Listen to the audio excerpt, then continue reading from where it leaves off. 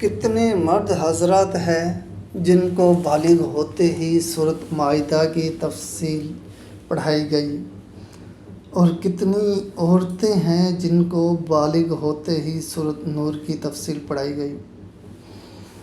جانتے ہو بہت کم ہیں، مگر دوسری طرف دیکھیں کتنے مرد جنہوں نے والدین سے بالغ ہونے کے بعد سنا کہ تمہاری کوئی ایسی ویسی بات نہ سنو، اور کتنی عورتیں ہیں جنہوں نے بالغ ہونے کے بعد والدین سے سنا کہ ہماری عزت کی لاج رکھنا، تمہاری ایسی ویسی کوئی بات نہ سنو۔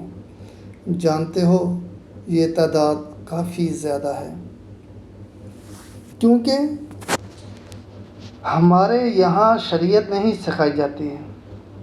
والدین، خاندان کی عزت اور حرمت بچانے کا درس دیا جاتا ہے، یہاں تک نہیں سمجھایا جاتا کہ تم قیمتی ہو، اپنی حفاظت کرنا، مگر بالغ ہوتے ہی کڑی نگاہ رکھی جاتی ہے۔ وہ وقت جب انسان پر جذباتی وابستگی کا بہت گہرا اثر ہوتا ہے، اس وقت آزاد پنچھی کو رسیوں میں جکڑنے کی کوشش کی جاتی ہے، اور محبت کے متلاشی وہ پنچھی جن کی رگوں میں جوان خون دوڑ رہا ہوتا ہے، وہ زور آزمائی کرتے ہیں، پھر رسی ٹوٹ جاتی ہے اور کبھی کبھار گلے کا پھندہ بن جاتی ہے۔ اگر حبل اللہ یعنی اللہ کی رسی یعنی قرآن کے حصار میں اولاد کو اور خود کو رکھتے تو ایسا ہرگز نہ ہوتا، کیونکہ وہ رسی بہت مضبوط ہوتی ہے جو دلوں کو جوڑتی ہے، رشتوں کو جوڑتی ہے اور صراط المستقیم پر چلاتی ہے۔ جوان ہوتی اولاد کو شریعت سکھائیں، بیٹے کو سورۃ مائدہ جبکہ بیٹی کو سورۃ نور سکھائیں۔ انہیں بتائیں کہ یہ وقت اگر اللہ پاک کی خاطر گزارا تو مستقبل بہت خوبصورت ہوگا۔ انہیں بتائیں ان کے پاس بہترین حلال آپشنز موجود ہیں، اور انہیں اپنے جذبات حرام تعلقات میں ضائع کرنے کی ضرورت نہیں۔ انہیں بتائیں ہم مل کر تمہارے لیے بہترین فیصلہ کریں گے جو تمہارے لیے اچھا ہوگا اور جس میں تمہاری خوشی ہوگی۔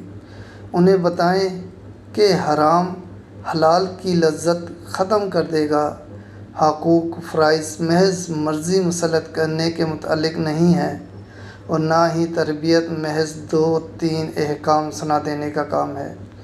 اس سسٹم کا سب سے بڑا مسئلہ یہ ہے کہ والدین اپنی خواہش خود پوری نہیں کرتے، ان کی خواہش بچوں سے جڑی ہوتی ہے۔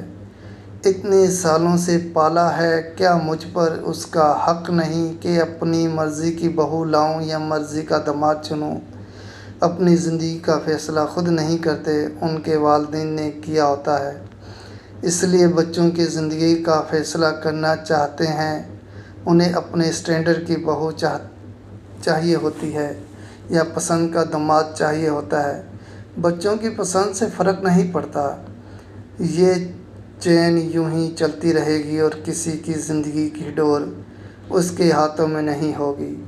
یہ جیلی رسیاں بنتی رہیں گی، ٹوٹتی رہیں گی، مگر ہم حبل اللہ کو نہیں تھامیں گے، کیونکہ اسے تھامنے کے لیے بہت سی چیزیں جوڑنی ہوں گی، جیسا کہ معاشرے کی فرسودہ روایات جو ہماری روحوں کو تباہ کر چکی ہے۔